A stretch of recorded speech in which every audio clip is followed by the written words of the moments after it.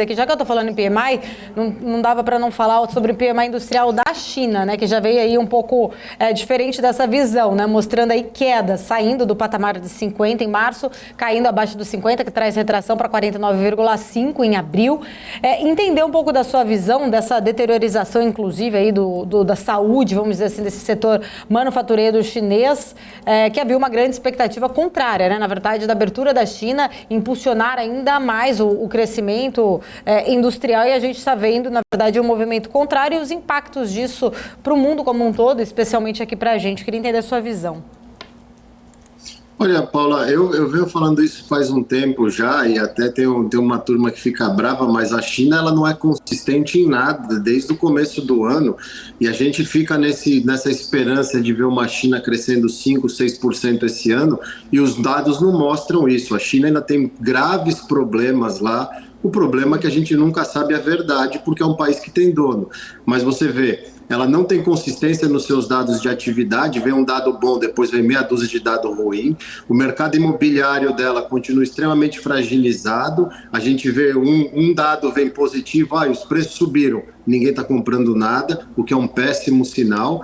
E agora a gente está vendo na parte de produção e atividade que a China não está com esse ímpeto todo.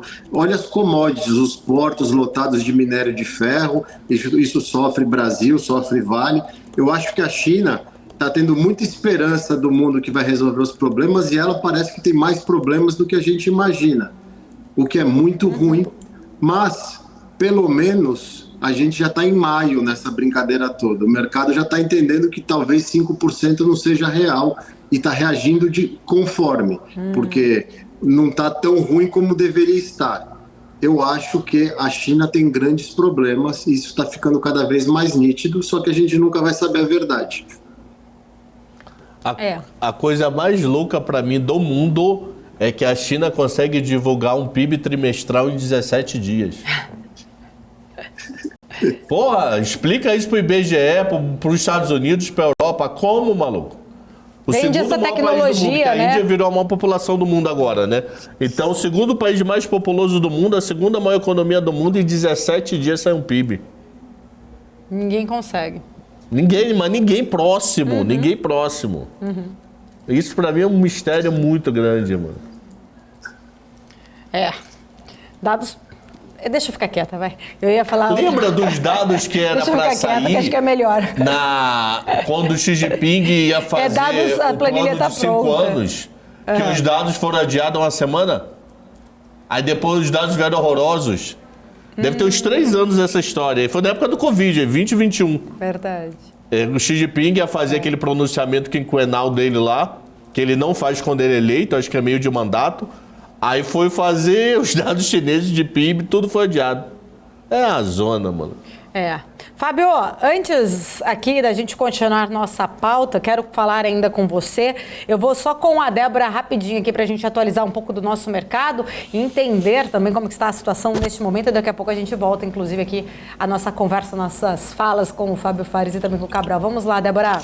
Olha só, Paulo, deixa eu só trazer o mercado europeu, já que a gente estava falando bastante, né, sobre lá, inclusive. DAX na Alemanha cai 0,66, CAC na França 0,90 de queda. O índice Eurostoxx, que você estava comentando aí com o pessoal, também tem acelerado aqui um pouquinho essa queda, 0,56%. FTSE no Reino Unido, 0,92% agora de queda nesse momento, tá? Em relação ao mercado nos Estados Unidos, também queda forte, Dow Jones cai 0,91%. Nasdaq, que na verdade nos índices futuros caía mais de 1%, agora cai 0,51%. S&P 500 caindo 0,75%. Essa situação no mercado lá fora, seguindo nessa maior aversão ao risco. Aqui no Brasil, a gente está conseguindo ainda se manter descolado. A gente desacelerou um pouco os ganhos, mas a gente ainda mantém alta, 101.988 pontos, com alta de 0,19%. Ainda consegue se manter assim, né, o índice Bovespa por aqui. É Ultrapar liderando altas aqui, 6%. E aí, no volume, fica fácil a gente ver. A Petrobras está subindo 1%, é o que ajuda bastante esse índice hoje, depois de outros papéis, né, que estão aí em temporada de resultado, que é o caso de Lojas Renner, Ambev, né, tendo números aí divulgados. Mas Petrobras também teve essa prévia operacional de vendas aqui, sendo divulgada, e é isso que tem mantido aí esse índice Bovespa no positivo também, tá? A curva de juros tinha uma leve né, uma leve aliviada ali, pelo menos no miolão da curva, Paula, e no dólar futuro a gente tem uma alta de 0,62% a 5,05. Vamos ver se esse Bovespa consegue se manter ainda descolado lá de fora durante a tarde, Paula. O cenário lá fora não é favorável. Ainda tem todas aquelas outras questões aqui no Brasil que pode acabar virando esse Bovespa, né? Exato, Débora. A gente está aqui de olho, acompanhando, sempre ouvindo também a opinião dos grandes especialistas que passam aqui na nossa programação. E você que acompanha a gente, deixe sua pergunta no nosso chat. Nós vamos para um rápido intervalo. Volta em instantes.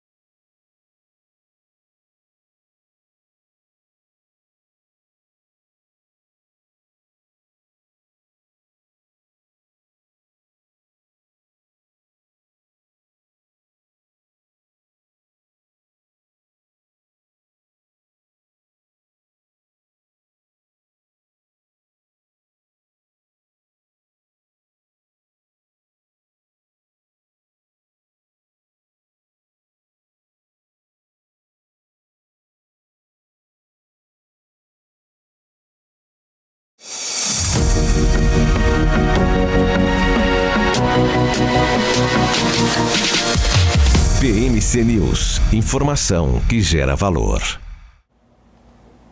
De volta aqui na nossa programação da BMC News, 11 horas e 22 minutos, repercutindo as notícias do dia, né? Dia aí marcado, inclusive, por anúncios das políticas monetárias, ajustes nas políticas monetárias. A gente teve ontem Brasil, Estados Unidos, hoje, inclusive, falamos agora há pouco sobre Europa. Deixa eu voltar aqui com o Fábio Fares, com o Alexandre Cabral. A gente falou com eles sobre Estados Unidos e Europa, mas preciso entender também a visão de vocês em relação ao Brasil, né? Nosso Copom aqui, a taxa básica de juros Selic, mantendo, né, no 13,75. Queria entender a visão de vocês em relação ao comunicado, né? Teve gente ali que interpretou ainda assim como firme, outras casas menos hawkish, né? Na hora ali, principalmente em que Campos Neto trouxe uma sinalização sobre a questão do arcabouço em si, que precisa ser ainda discutido, debatido na Câmara, no Congresso como um todo. Ele também falou,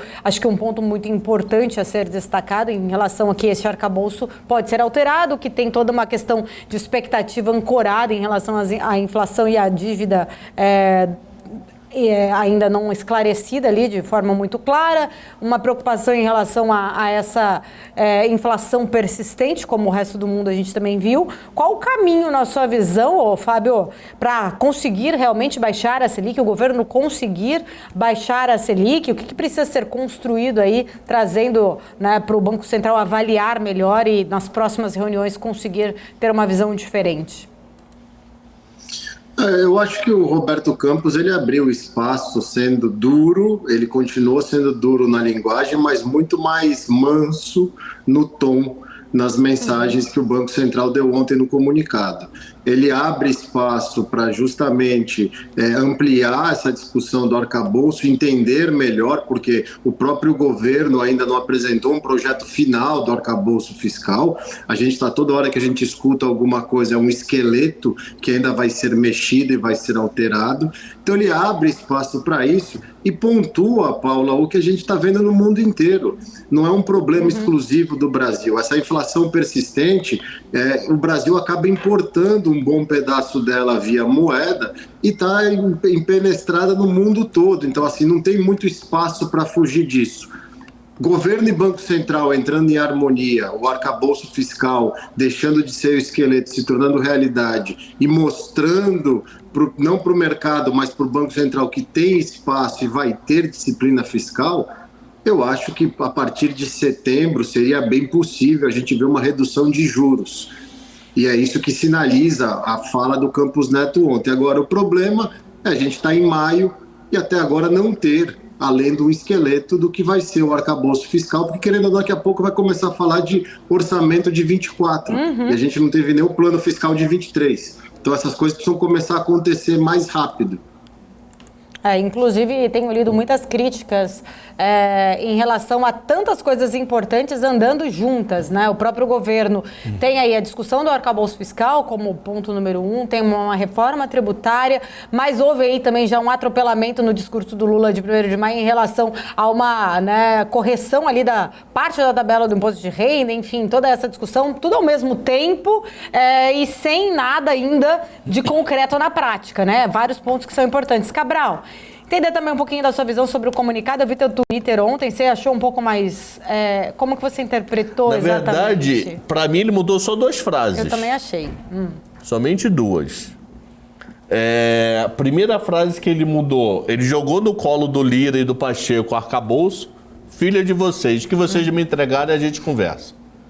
Então botou. Só que você viu, Haddad tá indo pro Japão, Haddad vai pro Japão dia 8 e só volta... Peraí que eu sou velho. Tem um caderninho anotado. Haddad vai pro Japão dia 8 e só volta dia 15. Lira foi para os Estados Unidos, para o encontro do G7. Lira foi para os Estados Unidos ontem e só deve voltar dia 10. E o Haddad falou, o arcabouço só será versão final debatido e discutido depois que eu voltar do Japão. Então é de 16 de maio para lá. Só que 16 de maio é 14 dias para a festa junina. Vai dar droga esse negócio, mano. Então, voltando, o arcabouço no colo do Congresso, ele inverteu a moeda, falou, não, o filho não é meu, o filho é seu. E uma frase que ele falou assim, ó, pra Gleisi não me encher o saco, pra Tebet não me encher o saco, pra Lula não me encher o saco, eu vou botar uma frase um pouquinho mais leve, que menos provável. Cadê aqui? No teu Twitter, apesar de ser um cenário menos provável, que é da alta de juros. Para não me encher a porra do saco, eu vou botar esse negócio. Mas eu não vejo discurso de que é de setembro, não, Fábio. Hoje eu concordo mais com o Cabral, também acho. Por quê? Que ele volta a enfatizar que a expectativa futura de inflação, apesar de marginal, continua embicando para cima.